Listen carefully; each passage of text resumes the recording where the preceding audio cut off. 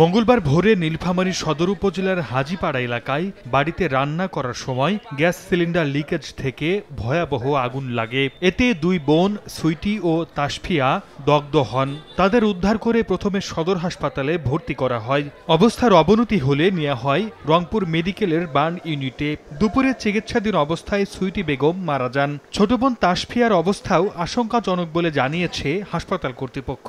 তাসফিয়া ও সুইটি নীলফামারী ইপিজেডের একটি পোশাক কারখানায় কাজ করতেন। গ্যাসটা আগে লিক হয়ে গেছে, গ্যাসটা পুরো রুমে গ্যাস সরি গেছে, তারপরে ফায়ারিং করছে, পুরো রুমটা জ্বলে উঠছে। আগুন লেগেছে একজনের শরীরে, তো হয়তো আরেকজন এসে তাকে রেস্কিউ করতে গিয়ে তার শরীরেও আগুন লেগে গেছে। এদিকে নীলফামারীর উত্তরা ইপিজেডের সনিক কারখানায় ইজেকশন মেশিন বিস্ফোরণে লিটন চন্দ্র রায় ও গজেন্দ্রনাথ রায় নামে দুই শ্রমিক দগ্ধ হন। আহত হয়েছেন আরও ৩ জন।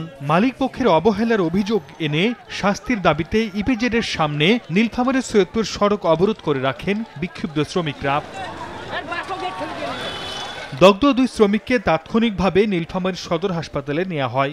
বড় বোন যিনি তার অবস্থা একটু বেশি খারাপ, সেটা অ্যারাউন্ড 58%-এর মতো বার্ন ছিল। ছোট বোন তিনি তার প্রায় 46%-এর মতো বার্ন। লিটন চন্দ্র রায় ও গজেন্দ্রনাথ রায় বর্তমানে রংপুর মেডিকেলে চিকিৎসাধীন রয়েছেন।